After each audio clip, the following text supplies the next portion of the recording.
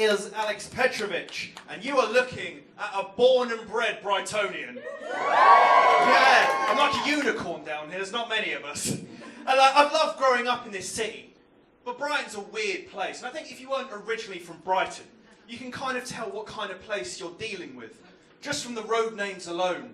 Because if you think about it, none of them actually point in the direction that they should be going in.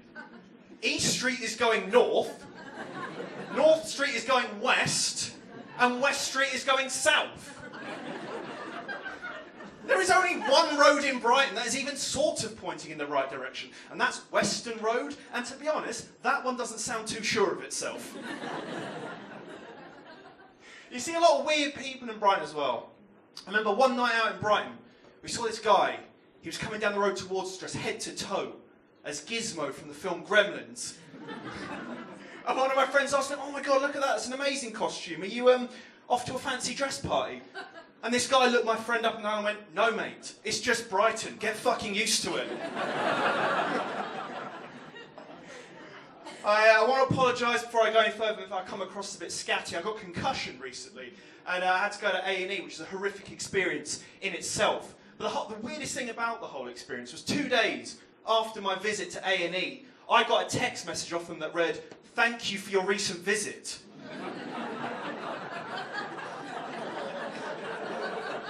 How likely are you to recommend us to your family and friends? I didn't know I had an option in an accident and emergency. Like no one's ever gone, "Oh my God, you've broken your ankle, we need to get you to A&E. Fuck off. Have you seen the TripAdvisor reviews? It keeps making me really out of character. I'm not thinking about what I'm doing. Like, I saw someone at work the other day. I'd never seen this person before in my life. And they went for a high five. And I'm quite a socially awkward person, so I'm like, I'm gonna have to high five them back. And I properly went for it. It was only as I connected, I realised that they were actually waving at someone behind me.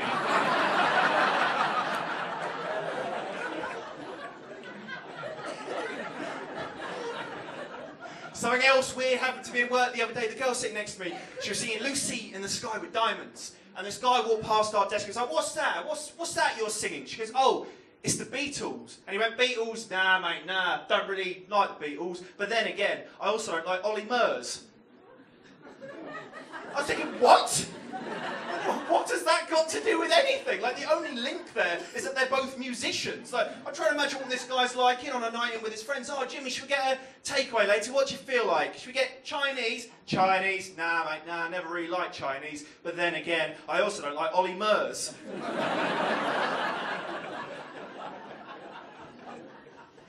My sister said something equally as ridiculous to me. She was going to a music gig and I called her up and said, "Oh, do you know who the support band is?" And she goes, "Yeah, it's the Doors." And I said, "Really? I do not think the Doors are going to be playing the Brighton Centre. And if they are, they're not going to be supporting the Sugar Babes." And a little side note for you, Jim Morrison died in the 70s. And my sister, she got very defensive with me. She was like, "Alex, I'm not being stupid. I'm here at the venue. It says quite clearly, 6:30 Doors."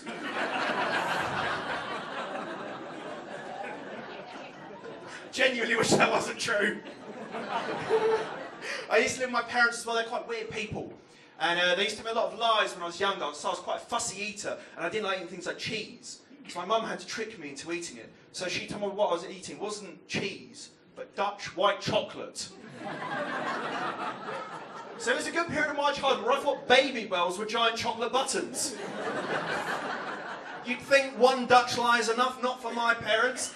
We used to go to Amsterdam quite a lot. Remember one trip, I was 8 years old and we accidentally ended up in the red light district. And rather than tell me the truth, my dad told me what I was experiencing was Dutch Halloween.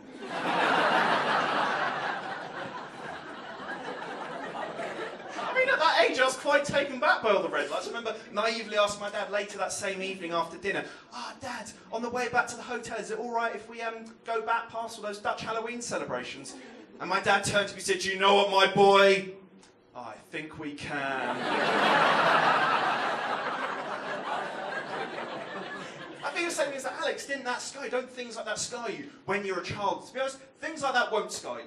What will scar you, though, is from the ages of 9 to 12, I then went to Halloween parties in PVC and carrying a whip.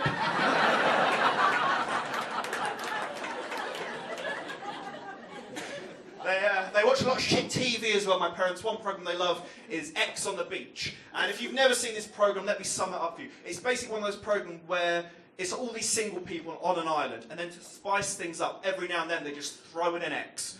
The amazing thing about this programme is, at some point on every episode, at least one person says, "Oh my God, I can't believe my ex is here." Are you surprised you're on a beach as well? That's like going for a run through a wheat field and then you're shocked that Theresa May's in there.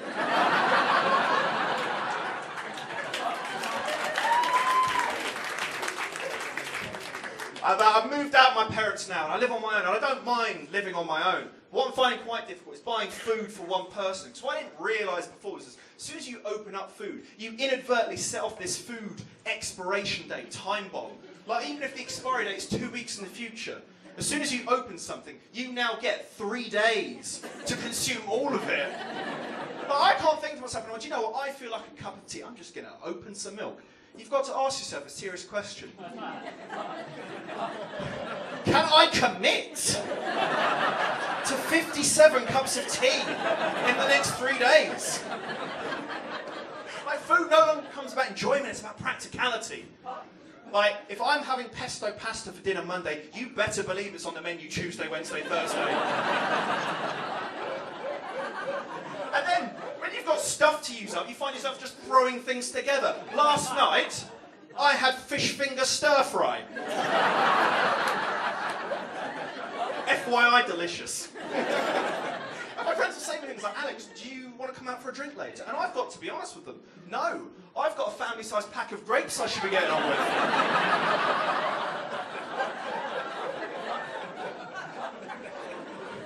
I'm trying to be more healthy. And it's normally one moment that I was thinking, actually, you've got to make a lifestyle change. And that moment for me was, I was eating Burger King on a train, and I ate it a little bit too quickly.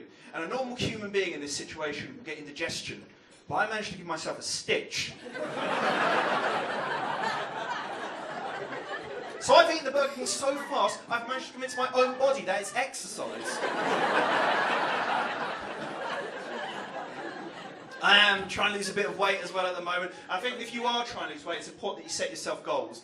I want to get to a stage where my hands no longer ripple when I use a Dyson Airblade. Something I like to call the impossible dream.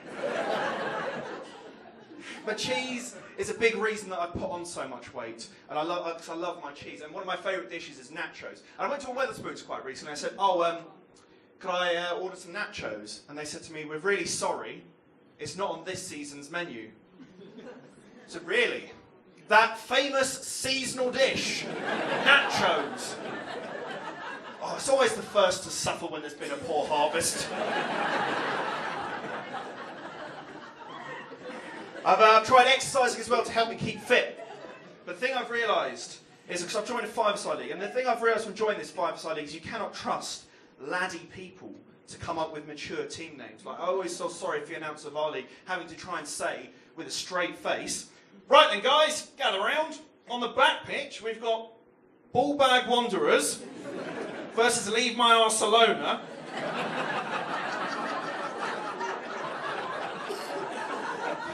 And on the front pitch, we've got the garage match between Inter My Nan and Inter Your Nan."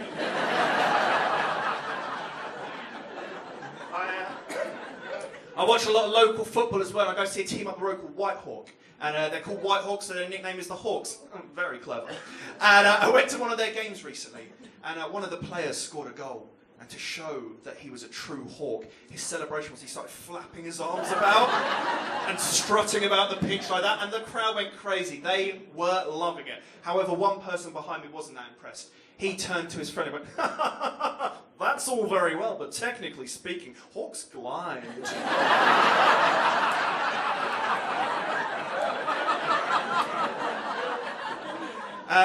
Thank you very much for listening. I've been Alex Petrovic. Enjoy the rest of your week. Bye.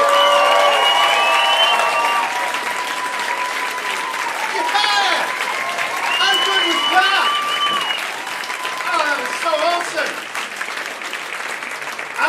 Petrovic, who that might be his first time at this club, and I think he's got family in as well, so fucking brilliant. He smashed it. He absolutely smashed it. Awesome. Keep that applause going.